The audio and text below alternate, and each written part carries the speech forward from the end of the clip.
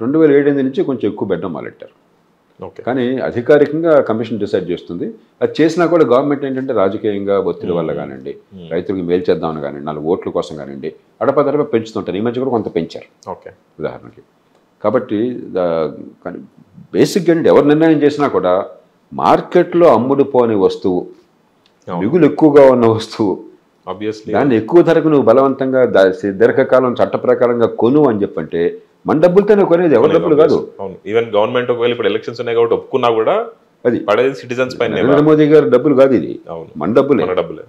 జాతీయ స్థాయిలో 42 లక్షల కోట్లు ఈ సంవత్సరం బడ్జెట్లో ఆదాయం చూపెట్టారు, అన్ని రూపాల్లో వచ్చే ఆదాయం, అప్పులు కాకుండా. దానిలో 22,74,000 కోట్ల రూపాయలు, అక్షరాలు 22,74,000 కోట్ల రూపాయలు, 42 లక్షల కోట్లలో రాష్ట్రాలకు ఏదో రూపంలో బదిలీ అవుతుంది. మిగతా డబ్బులో జీతభత్యాలు 8 లక్షల కోట్లు, బ్యాంకులకి మన ఇప్పటిదాకా తీసుకున్న అప్పుల మీద వడ్డీలు చెల్లించేది 12,19,000 కోట్లు. ఈ మొత్తం కలిస్తే వచ్చే ఆదాయం అంతా పోయింది. ఇక మీకు రోడ్లు ఎట్లాగా, ఇన్ఫ్రాస్ట్రక్చర్ ఎట్లాగా, ఆర్థిక ప్రగతికి ప్రోత్సాహం ఎట్లాగా, ఈ రైతులకే సబ్సిడీ వేరే ఇస్తున్నాం మనం. ఇది ఫెర్టిలైజర్ కానీ లేకపోతే ఫుడ్ సబ్సిడీ పేరుతో 2 లక్షల కోట్లు 3 లక్షల కోట్లు ఖర్చు పెడుతున్నాం. ఇవన్నీ ఎట్లాగా, దేశ రక్షణ ఎట్లాగా, ఆర్థికాభివృద్ధి ఎట్లాగా. కాబట్టి ఇది జరిగేది కాదు, అసాధ్యము, అసంబద్ధము. కానీ రైతుల సంక్షోభం తీవ్రమైంది. దానికి పరిష్కారాలు ఆచరణ సత్యం. ఉదాహరణకి యుక్రెయిన్ యుద్ధం అన్న పేరుతో ఏం చేశారంటే, గతంలో నేనే గట్టిగా పోరాడి అప్పటిదాకా బియ్యం ఎగుమతి నిషేధించారు యూపీఏ ప్రభుత్వం ఉన్నప్పుడు. నేను గట్టిగా పోరాడి జాతీయ స్థాయిగా దాకా ప్రధానమంత్రి గారి దాకా పోయి రాష్ట్రంలో అందరినీ కూడగట్టి ఆ ఎగుమతుల నిషేధాన్ని తొలగించేసరికి ఇండియా బిగ్గెస్ట్ ఎక్స్పోర్టర్ అయింది బియ్యం ఎగుమతుల ప్రపంచంలో. దానిలో తెలుగునాటి నుంచి మ్యాక్సిమం వెళ్ళేది. నిన్న మొన్న కూడా ఎక్కడ మీరు పేపర్లో చూసుంటారు, ఇండియాలో మీరు సబ్సిడీ ఇస్తున్నారు రైతులకి, అందుకని చెప్పి మీరు తక్కువ అమ్మగలుగుతున్నారు, బియ్యం ఎగుమతి చేస్తున్నారు అని చెప్పి వాళ్ళు గొడవ పెట్టారు. గొడవ పెడితే మన ఇండియన్ దాని నుంచి బయటకు వాకౌట్ చేశారు. థాయిలాండ్ వాళ్ళు మిగతా వాళ్ళు మనం విమర్శిస్తే, ఎందుకంటే వాళ్ళకే మన ఉత్పత్తులు ఎగుమతి కాకూడదని కోరుకుంటారు వాళ్ళు, వాళ్ళకి పోటీ రాకూడదని. నేను గట్టిగా పోరాడడం వల్ల అది ఎగుమతి నిషేధాన్ని తొలగించారు. యుక్రెయిన్ యుద్ధం రాగానే ఏం చేశారు, మళ్ళీ నిషేధాన్ని పెట్టారు. బియ్యం రైతులంతా నష్టపోయారు. ఈ డిమాండ్లో ఏమన్నా ఉందా? అది అంతర్జాతీయ వాణిజ్యంలో రేట్ ఎక్కడ నమ్ముకునే అవకాశం ఉండాలి, ఎగుమతి మీద నిషేధంలో పెట్టారా? పెట్ల. ఇది పంజాబ్లో కొంతమంది రైతుల ఉద్యమం తప్ప దేశ రైతుల ఉద్యమం కాదు. దేశంలో రైతులకు సంక్షోభం ఉన్నది, కానీ ఈ ప్రస్తుతం వాళ్ళ డిమాండ్లన్నీ కూడా రైతుల సంబంధం కాదు, ఆ రాష్ట్రాలకు సంబంధించి. ఆ రాష్ట్రం అక్కడ కొంత రాజకీయము, కొంత వాళ్ళ స్థానిక సమస్యలు. అట్లాగే వంట నూనె, ఇండియా బిగ్గెస్ట్ ఇంపోర్టర్ వంట నూనెలో, ప్రపంచంలో బిగ్గెస్ట్ ఇంపోర్టర్. వంట నూనె లేదు, లేకపోతే ఇంపోర్ట్ చేసుకోవాలి నేను కాదంటలా, కానీ ఇంపోర్ట్ ఇష్టం వచ్చినట్టు చేసుకుంటే ఇక్కడ రైతులు ఏమవుతారు? ఎల్లకాలం మనం ఇంపోర్ట్ ఆధారపడితే భారతదేశంలో వ్యవసాయం ఏమవుతుంది, దేశ ఆహార భద్రత ఎట్లా ఉంటుంది? కాబట్టి నేను ఒక 7-8 ఏళ్ళు పోరాటం చేశాను, దిగుమతి మీద సుంకం పెట్టండి, ఒక 40% అంతా పెట్టండి, అప్పుడు మనకు రేటు నిలబడుతుంది, మనం ఉత్పత్తి పెంచుకుంటాము, కొంతకాలమే దిగుమతి రక్కర్లేదని చెప్పాను. 8 ఏళ్ళు పోరాటం చేశాక నాకు 2017లో ఈ సుంకాలు పెట్టారు. అప్పటి నుంచి కాస్త రేటు మనకు పెరగడం మొదలెట్టింది. 2 ఏళ్ల క్రితం ఆంధ్రప్రదేశ్లో ఈ పాములన్ ఆయిల్ రేటు 20, పాములన్ సీడ్స్ ఉంటాయి, ఫ్రూట్స్ ఉంటాయి, రైతుకి కేజీ 23 రూపాయలు పలికింది. యుక్రెయిన్ యుద్ధం రాగానే ఇంపోర్ట్ డ్యూటీ తీసేశారు, ఇప్పుడు 12 రూపాయలు రేటు. ఈ డిమాండ్లో లేదు, అది పంజాబ్లో. పంజాబ్ రైతులు దానిలో డిమాండ్ లేదు బట్ల, అంటే వాళ్ళకి మనందరం మనుషులం కాదు, అది వాళ్ళూరి సమస్య ఉన్నది. కాబట్టి మనం ముందు ఈ భ్రమ నుంచి బయటపడాలి. అది రైతుల సమస్య కాదు, దేశ వ్యవసాయ ఒక ప్రాంతంలో రైతులు ఒక నమూనాలో ఉన్న సమస్య, అంతే వాళ్ళు భావిస్తున్న సమస్య. కాబట్టి మనం చేయాల్సింది దిగుమతుల మీద ఏ రకంగా ఆంక్షలు లేకుండా ఉండాలి, దిగుమతులు రైతుకు రక్షణ కలిగించేట్టుగా ఉండాలి, అదనపు విలువ చేకూరేట్టుగా ప్రాసెసింగ్ బాగా ఉండాలి దేశంలోనూ. ఈ రిటైల్ చైన్స్ తీసుకొచ్చేసి వాళ్ళు ఏమవుతుంది, 100 రూపాయలకి మీరు నేను మార్కెట్లో కొంటే రైతుకు వచ్చే సగటు రేటు పళ్ళు కూరగాయలు అన్నట్లో 25 రూపాయలు, 75 మధ్యలో పోతుంది, రిటైల్ చైన్స్ పెట్టారనుకోండి, ఇంత చాంతాడంత పొడుగు చైన్ ఉండదు. 100 రూపాయలకు మనం కొంటే 60 రూపాయలు రైతుకి వెళ్తుంది. వాటిని తీసుకురావాలి, ఎక్స్పోర్ట్లు ఓపెన్ చేయాలి. ఇంత కష్టంలో కూడా రైతులు ఎక్స్పోర్ట్ ఎక్కువ చేస్తున్నారు, ఇంపోర్ట్ కంటే ఎక్స్పోర్ట్ ఎక్కువ చేస్తున్నారు. మనకి వచ్చే వ్యవసాయ ఎక్స్పోర్ట్లో మిగిలి ఉంది మనకి. ఇదే కనుక మరింత ప్రోత్సహిస్తే $100-150 బిలియన్ ఎక్స్పోర్ట్ చేయొచ్చు. కాబట్టి ఈ రకంగా ఆలోచించాలి, కానీ మార్కెట్ని మన రైతుల ఆదాయం పెంచడానికి ఎలా ఉపయోగించుకోవాలి అలా ఆలోచించాలి. కానీ మార్కెట్తో సంబంధం లేకుండా, భూమి ఆకర్షణతో సంబంధం లేకుండా రాయి వేస్తాను పైకి వెళ్తూనే ఉండాలి, రాయి వెళ్ళదు, ఖచ్చితంగా వెళ్ళదు, కింద పడుతుంది. బలవంతంగా ఆపినా ఏదో ఒక రోజు నెత్తిలో పడుతుంది. అది సమాజం లోపల నాశనం అయిపోతుంది, ఆర్థికంగా మనం కొల్లపోస్తాం, వ్యవసాయం మరింత నీరు కాలిపోతుంది. ఇప్పుడు ఇవాళ చూడండి, మాంసం మార్కెట్లో 600-700 రూపాయలు పలుకుతుంది కేజీ, నేను విన్నంత వరకు. కాదు రోజు మీరు కనుక్కోవాలి ఎందుకైంది, కొరత ఉంది, డిమాండ్ పెరుగుతుంది, దాని ఉత్పత్తి పెరగాల, వ్యవసాయం ఇది వ్యవసాయమే కదా, చేపల ఉత్పత్తి పెరగాల, గుడ్లు పెరగాల, పాలు పెరగాల, పళ్ళు పెరగాల, కూరగాయలు పెరగాల. పాలు కూడా మంచి ఎగ్జాంపుల్, డైలీ కన్సంప్షన్. ఎగ్జాక్ట్లీ. అది మనం ఇప్పుడు అది చేయకుండా అది మన చర్చ కూడా చాలా. ఇప్పుడు రైతులకు ఎప్పుడు రైతుల కోసం పోరాడినవాడిని నేను. అవును, జిల్లాల్లో వ్యవసాయ రంగంలో నీటిపారుదల పథకాలు తీసుకొచ్చినా, లేకపోతే రాష్ట్రాల మధ్య ఆంక్షలు పెట్టి రేట్లు పడేసేట్టు చేశారు. అప్పుడు నేను తెలంగాణలో మన నిజామాబాద్ నుంచి నాందేడ్ దాకా పాదయాత్రలు చేశాను వేల మందితో. అట్లాగే రాయలసీమలో కర్నూలు నుంచి కర్ణాటక పాదయాత్రలు చేశాం. ఈ ఆంక్షలను ఉల్లంఘించి పక్క రాష్ట్రాలు అమ్మితే రేట్లు సమయమై మనకి 3600 కోట్ల రూపాయలు ఒక్క సంవత్సరం ఒక్క వరి పంటలో ఒక్క బీపీటీ వెరైటీలో మనకు అదనంగా రైతులకు ఆదాయం వచ్చింది. అంటే అంత డబ్బు కూడా కలం పోటుతో రైతులు రాకుండా ఆపేశారు. ఆంక్షలు తీసేయాలి, ఎగుమతుల మీద మనకి ఆంక్షలు ఉండకూడదు, రేటు నుండి అమ్ముకుని ఏర్పాటు కావాలి, దిగుమతుల నుంచి రక్షించాలా, మిగతా చెప్పినవి చేయాలా. ఇవన్నీ చేయకుండా మనం ఏదో గుడ్డెద్దు చేలో పడ్డట్టుగా 50 ఏళ్ల క్రితం విధానాల గురించి మాట్లాడుతున్నాం. Okay, thank you. అండ్ ఇక స్టేట్ విషయానికి వస్తే సార్, కాళేశ్వరం కట్టేటప్పుడు you are the first persons among who opposed it. Chevella ప్రణాళిక కూడా దానికి ముందు, దానికంటే ముందు, అండ్ చేవెళ్ల ప్రణాళిక కాళేశ్వరంగా మారింది. అండ్ ఈ రీసెంట్ టైమ్స్ లో కాంగ్రెస్ పార్టీ అధికారంలోకి వచ్చిన తర్వాత కూడా మీరు చెప్పారు, జరిగింది ఏదో జరిగింది, అధికారంలోకి వచ్చిండ్రు, అది ఆచరణ సాధ్యం కాని హామీలు ఇచ్చిండ్రు, అది కష్టం అవుతుందని చెప్పిండ్రు. బట్ చూస్తే నిన్నాక మొన్న కూడా గృహజ్యోతి స్కీమ్ కింద ఉచిత కరెంటు 500కే సిలిండర్ లాంటివి అనౌన్స్ చేసిండ్రు.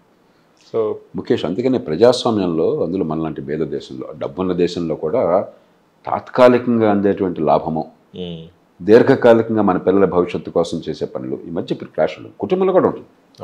కుటుంబంలో కూడా ఈ పూట అర్జెంటుగా తినేద్దాము, ఈ పూట అనుభవిద్దాము, ఈ పూట సర్దాము అని పిల్లలు అనుకుంటారు. టెంపరీ రిలాక్సేషన్, పొద్దున్న సాయంత్రం టీవీ చూద్దాము, లేకపోతే కంప్యూటర్ గేమ్స్ ఆడుకుందాము.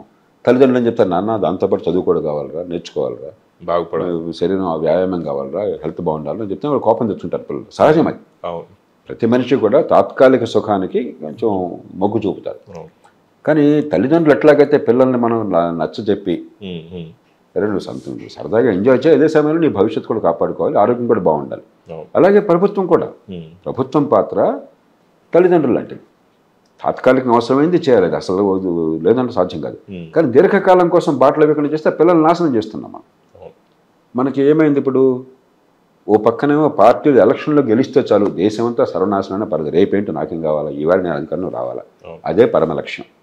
తెలిసి రెండోసారి పొరపాటు మంచో కొన్ని మాటలు చెప్పి వచ్చారు. మనం బాధ్యత కలవడం అయితే ఇప్పుడు వాళ్ళ మీద కసి కాదు కావాల్సింది నాకు. అయింది అది అయిపోయింది బాబు, రాష్ట్రాన్ని కాపాడండి అని చెప్పాను. ఆ మాట చెప్పాను. ఏదో ఎన్నికల్లో మాట ఇచ్చారు, ప్రజలు దానికి ఓటేశారు. కానీ ఆ మాట ఇచ్చాం కదా, రాష్ట్రం సర్వనాశనం చేయబోకండి, నిజాయితీగా ప్రజలకు చెప్పండి, ఇది సాధ్యం ఇది అసాధ్యము, కొన్ని సాధ్యమైనవి తక్కువ ఖర్చు ఎక్కువ ఫలితాలు వచ్చి చేద్దాం, మిగతా వీలున్నప్పుడు చేద్దామని. కానీ ఇప్పుడు అలా చేద్దాం అనుకున్నా కూడా పాపం ఉన్నంతలో ప్రభుత్వంలో ఉన్న వాళ్ళు బ్యాలెన్స్ కోసం ప్రయత్నం చేస్తున్నారు. ఎలక్షన్లు అయిపోయిన తర్వాత కొంచెం వాళ్ళకి అర్థమైంది, తెలుసు, వాళ్ళు తెలియక చేసింది అంతా.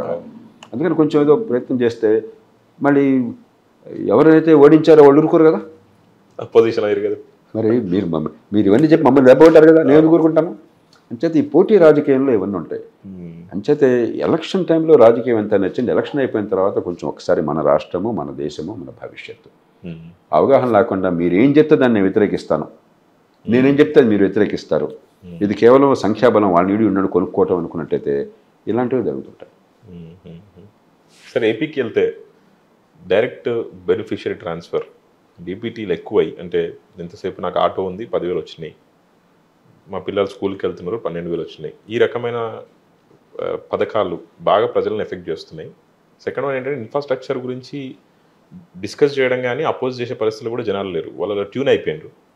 వీళ్ళు ఇలా చేస్తున్నారు, ఓకే, వచ్చే ఇప్పుడు అపోజిషన్లో ఉన్న వాళ్ళు అధికారం కోసం రావడానికి వాళ్ళు కూడా దీన్ని అపోజ్ చేయట్లేదు. ఉన్న పథకాలు ఉన్న స్కీమ్లు ఏముంటే అవి ఇస్తాము, దాంతోపాటు ఇంకెక్కువ ఇస్తాం, మీకు ఫ్రీ బస్ ఇస్తాం, 500లకు సిలిండర్ ఇస్తామని ఏపీలో కూడా రాజకీయాలు చూస్తున్నాం, వాళ్ళ మేనిఫెస్టోలు చూస్తున్నాం. ఏం చెప్తారు సార్ ప్రజలకి, ముఖ్యంగా నాయకులకు కూడా? అందుకని కీలకమైనటువంటి కాలంలో ఒక తీర ప్రాంతం ఉన్న రాష్ట్రంలో ఈ పోటాపోటీలుగా తాత్కాలికమైన సంక్షేమం మీద దృష్టి పెట్టడం చాలా ప్రమాదకరం అవుతుంది. సంక్షేమం వద్దని ఎవరు అనరు. ఒక పేద దేశంలో సంక్షేమం వద్దు. అమెరికా లాంటి దేశంలో కూడా సంక్షేమం లేకుండా రాజకీయం సాధ్యం కాదు, ఫ్రాంక్గా మాట్లాడుకున్నాం. కాబట్టి ఎంతో కొంత తాత్కాలికంగా కొంత బాధ తొలుగుతుంది, కొంత కష్టం తగ్గుతుంది అనుకున్నది చేయాలి. లేకపోతే రాజకీయం ప్రజాస్వామ్యం నడవదు, అందరినీ కలుపుకోవాలి. కానీ ఒక తల్లిదండ్రులు చేసినట్టుగా సంక్షేమమే పరిపాలన కాకుండా సంక్షేమంతో పాటు దీర్ఘకాలంగా నీ భవిష్యత్తు దానికి కూడా బాటలు వేయాలి. ప్రస్తుతం ఉన్న ప్రభుత్వం ఏం జరుగుతుందంటే అసలు సంక్షేమమే పాలన, ఇంకోటేం లేదు. ఇప్పుడు ప్రజలు అర్థం చేసుకోవాల్సింది ఈ డబ్బు ఎవరి జేబులోంచి ఇవ్వట్లా. జగన్మోహన్ రెడ్డి గారు సొంత ఆస్తి నుంచి తాకట్టు పెట్టి మనకి ఇవ్వట్లేదు. రేపొద్దున చంద్రబాబు నాయుడు గారు లేకపోతే పవన్ కళ్యాణ్ గారు వారి జేబులోంచి ఇవ్వరు. ఇది మన డబ్బే. మన డబ్బు ఎలా ఉపయోగపడాలి? ఖచ్చితంగా కష్టంలో ఉన్న వాళ్ళని అది కూడా కొంత ఉపయోగించాలి. కానీ అదొక్కటి మాత్రమే చేస్తే ఎల్లకాలం మంది పుచ్చుకునే చేయి అయితే, వారెవరిది ఇచ్చే చేయి అయితే, ఒక 20 ఏళ్ళు ఇట్లా చేసినా కూడా మళ్ళీ మంది పుచ్చుకునే చేయగా అలవాటైపోయింది కదా. కూలీ పిల్లలు కూలీలుగా ఉంటారుగా. మరి మన బతుకులు బాగుపడేటప్పుడు ఎట్ బాగుపడతాయి? పెద్ద ఎత్తున మీరు చెప్పినట్టుగా మౌలిక సదుపాయాలు వస్తాయి, పెట్టుబడులు వస్తాయి, పరిశ్రమలు వస్తాయి, దాని నుంచి ఉపాధి కల్పన వస్తాయి, దాని నుంచి మనకు ఆదాయాలు పెరిగితే, ఉపాధికి కావాల్సిన నైపుణ్యం మనకు వస్తే, ఆత్మవిశ్వాసం వస్తే, మన కాళ్ళ మీద నిలబడితే అప్పుడు మనం ఎదుగుతాం. ఏ కుటుంబాన్నైనా చుట్టూ చూడండి, నెలల్లో వాళ్ళు డబ్బులు ఇచ్చారు కాబట్టి కుటుంబం బాగుపడిందని ఒక్కటి చూపెట్టండి నాకు. కానీ కష్టపడ్డారు, పొదుపు చేసుకున్నారు, బాగా చదువుకున్నారు, నైపుణ్యం సంపాదించారు, సొంతంగా సంపాదించే శక్తి వచ్చింది, లేకపోతే కొన్నిసార్లు పెట్టుబడి పెట్టారు, సరైనటువంటి షాపు వ్యాపారమో చిన్న వృత్తితో పోటీ చేశారు, బాగా కష్టపడి చేసుకున్నారు, వాళ్ళు పెరిగారు. ఎక్కడ చూసినా మీకు అదే కనిపిస్తుంది. కాబట్టి సంక్షేమం వద్దని ఎవరు అనరు. కానీ సంక్షేమం తాత్కాలికం, అదొక్కటే పరిపాలన కాకుండా సంక్షేమంతో పాటు అభివృద్ధికి సమతూకం వేయండి. కనీసం మీకు వచ్చిన పన్నుల డబ్బులు మీరు ఏదైనా చేయండి. పన్నుల డబ్బుల్లో ఖర్చు అయ్యేది ఏమిటి? జీతభత్యాలు తప్పదు కదా, వడ్డీలు తప్పదు కదా, సంక్షేమం ఇవన్నీ చేసుకోండి. అప్పు చేసి తప్పు కూడా చేస్తే ఈ పిల్లల మీద వీళ్ళని రుణగ్రస్తులు చేసి పిల్లల మీద అప్పుల భారం పెడితే, పిల్లల ఆదాయాలు పెంచే ఏర్పాటు లేకపోతే, మౌలిక సదుపాయాలు లేకపోతే, కొత్త పెట్టుబడులు లేకపోతే, పారిశ్రామికీకరణ లేకపోతే అప్పులు చేస్తే నడుస్తుందా? ఆ కుటుంబం పూర్తిగా దివాలా తీస్తుంది. మనం దివాలా అంచులో ఉన్నాం. మనం సంక్షేమం వద్దని అవునన్నారు. అయితే సంక్షేమం లేకపోతే వీళ్ళ ఎన్నికలు సాధ్యం కాదు కాబట్టి రెండు పార్టీలు సంక్షేమం కోసం చెప్తాయి. కానీ ఆంధ్రప్రదేశ్ పరిస్థితుల్లో ఒక పార్టీ సంక్షేమం తప్ప ఇంకోటి రాజకీయం పరిపాలన లేదు, ఇంకొక పార్టీ సంక్షేమం కూడా చేస్తాము కానీ అభివృద్ధి మేము గతంలో చేసాము ఇప్పుడు చేస్తామని నమ్మండి అని ఒక ప్రయత్నం చేస్తున్నారు. కానీ ఒక నమ్మదగిన ఎజెండా కూడా ఇవ్వాలి. ప్రజా జీవితాలు బాగుపడతాయని ఖచ్చితంగా చంద్రబాబు నాయుడు గారు అభివృద్ధి కోసం కృషి చేస్తారని దేశం అంతా కూడా నమ్మకం ఉంది. ఈ గతంలో ఆయనకు చరిత్ర ఉంది.